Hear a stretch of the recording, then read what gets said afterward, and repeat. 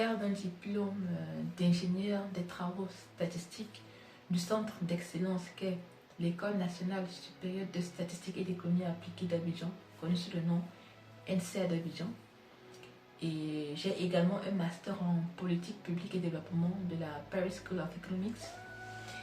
Je travaille actuellement à la sous-direction des systèmes d'information et d'études statistiques du ministère chargé de l'enseignement supérieur et de la recherche. Je m'occupe des enquêtes sur les moyens financiers et humains consacrés à la recherche et au développement dans les établissements d'enseignement supérieur et dans les centres de santé en France. Qu'est-ce qui a motivé mon parcours? Dans un premier temps, c'était de trouver un boulot avec un salaire convenable qui me permettrait de voyager et d'expérimenter des choses.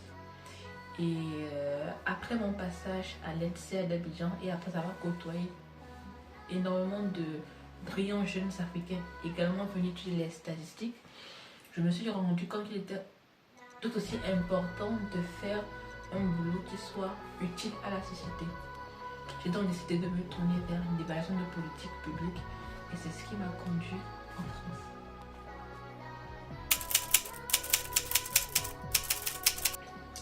Mon quotidien, je dirais que mon quotidien dépend des périodes, suivant que nous sommes à la période de collecte des données, de traitement ou même d'exploitation.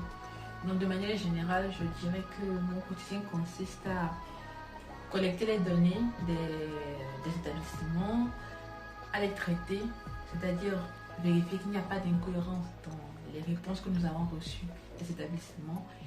Tout ça dans le but utile de produire des statistiques annuelles sur les moyens, autant financiers que humains, investis par les établissements d'enseignement supérieur pour la recherche et le développement en France. Et je le fais principalement en utilisant des logiciels tels que R.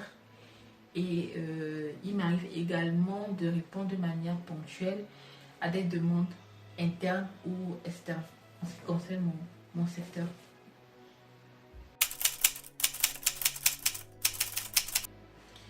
Il est vrai qu'il est très compliqué de faire des études, surtout à l'extérieur, sans bourse d'études.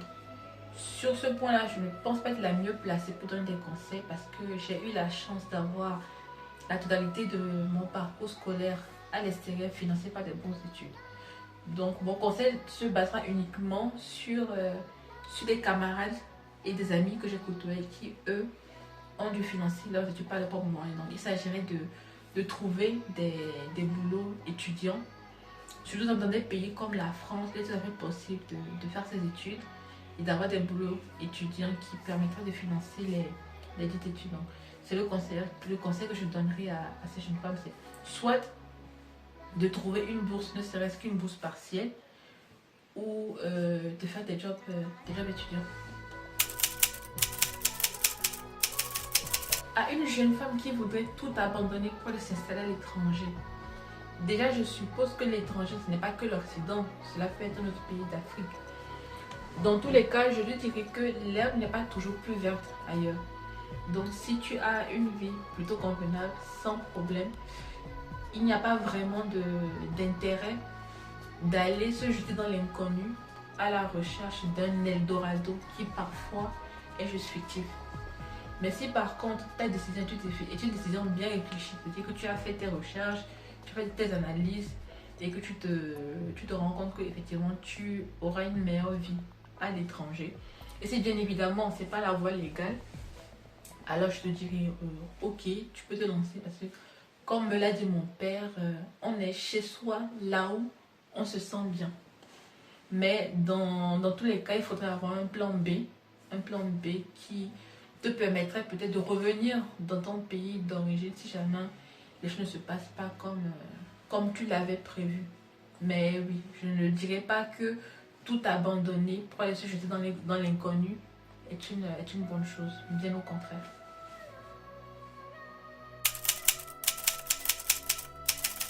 Combien est-ce qu'il faut pour vivre décemment? J'ai étudié en Côte d'Ivoire, plus précisément à Abidjan et également à Paris. À Paris, je dirais qu'il faudrait le minimum demandé par les services de visa pour les étudiants, c'est-à-dire 650 € le mois. À Abidjan, j'étais en résidence universitaire, donc je ne payais pas de loyer et j'arrivais à vivre avec 40 000 francs CFA le mois. Mais bien évidemment, il faut savoir que pour rentrer dans ce budget, il faudrait éviter de faire des sorties, de faire des dépenses excessives. Et également, il faudrait pouvoir cuisiner ses plats soi-même.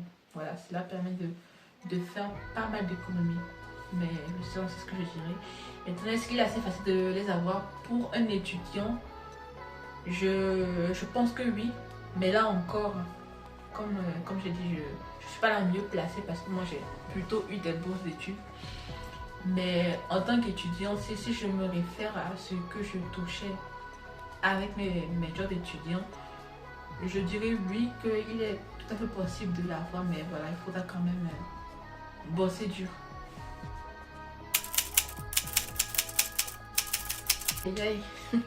L'insertion professionnelle. Je dirais que cela dépend de plusieurs facteurs, notamment du domaine de formation, parce que bien évidemment, il y a des formations qui sont beaucoup plus demandées sur le marché du travail que d'autres. Cela dépend également de l'université ou de l'école dont on sort, de ses capacités aussi à se vendre et même du lieu géographique.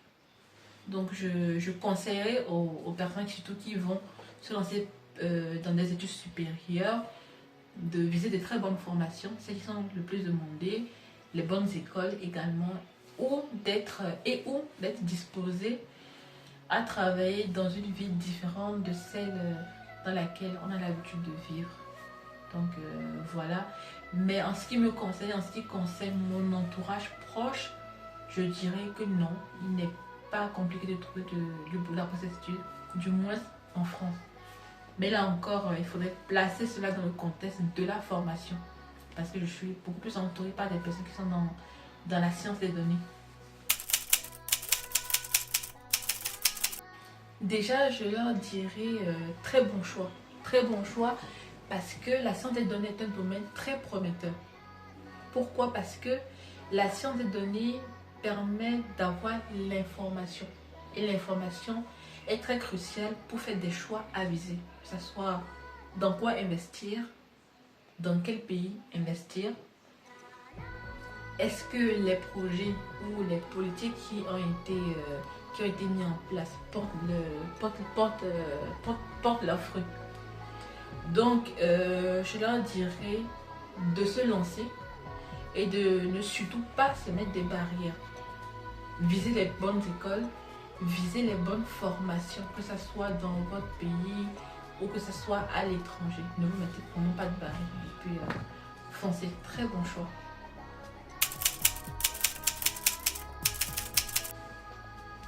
En ce qui concerne la responsabilité familiale, pour le moment, je n'ai pas d'enfant.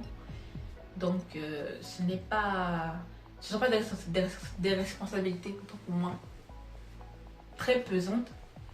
Mais bien évidemment, je pense qu'il faut pouvoir faire un arbitrage entre carrière professionnelle et puis vie personnelle. Il faut se demander, est-ce que l'on vit pour travailler ou est-ce que l'on travaille pour vivre? En tout cas, moi, je ne vis pas pour travailler. Donc, dans les choix professionnels, dans les choix de boulot pour lesquels je postule et que j'accepte, je fais quand même attention à ce que, voilà, à ce qu'il y ait des horaires de travail raisonnables qui me permettent donc de passer du temps avec les personnes que j'aime.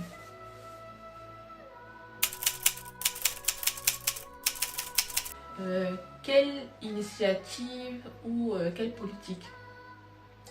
J'ai eu la chance de naître et de grandir dans une famille où on ne m'a pas mis de barrière en ce qui concerne les études. Bien au contraire, mon père m'encourageait au même titre que mon frère à embraser le domaine scientifique. Et cela m'a beaucoup aidé. Cela m'a beaucoup aidé en termes de confiance en moi et en termes de confiance en mes capacités à réussir dans les domaines scientifiques. Donc je dirais qu'il est important de faire des sensibilisations des jeunes filles pour leur faire comprendre qu'elles sont tout à fait capables de réussir dans les domaines scientifiques et techniques. Et il faudrait également, afin de compenser l'écart entre les hommes et les femmes, il faudrait que les États puissent mettre en place des politiques qui permettraient aux filles d'avoir des bourses d'études, voilà, qui leur permettraient de continuer de faire des études supérieures dans les domaines scientifiques. Et il faudrait surtout que les femmes qui sont dans ces domaines-là puissent prendre la parole et puissent parler à leurs jeunes sœurs pour leur expliquer que c'est tout à fait possible, qu'elles ne sont pas des génies, qu'elles n'ont pas trois têtes, comme avait l'habitude de dire mon père, et que si elles ont réussi, alors ces jeunes filles qui les regardent sont également capables de réussir dans ces domaines-là. Donc je pense que c'est ce qu'il faudrait faire. Et voilà.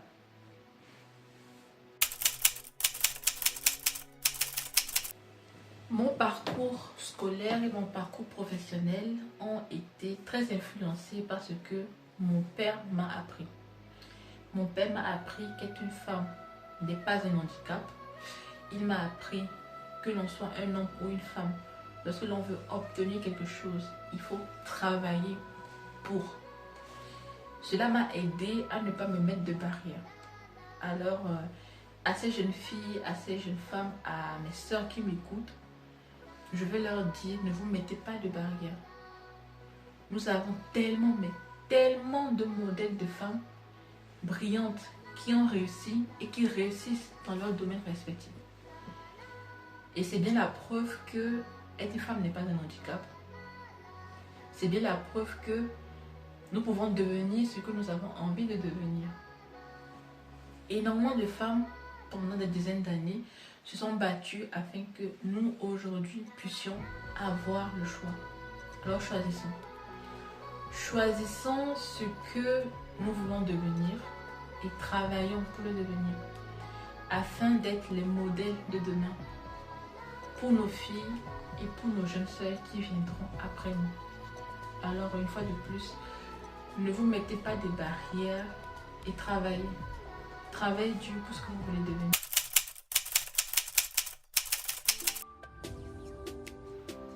Cuisine, c'est beaucoup plus convivial, c'est beaucoup plus chaleureux. Cuisine, surtout la cuisine en famille ou entre amis. Magnifique. On ne rejette pas la terre qui nous a vu naître. Afrique. Netflix. Bien sous la couverture Netflix. Abidjan Lomé. Ah, ça c'est un choix sensible. Mais je dirais Abidjan. Abidjan, oui. NCOPC. Les deux. Paris ou Abidjan? Je dirais Abidjan pour vivre, mais pour travailler, Paris.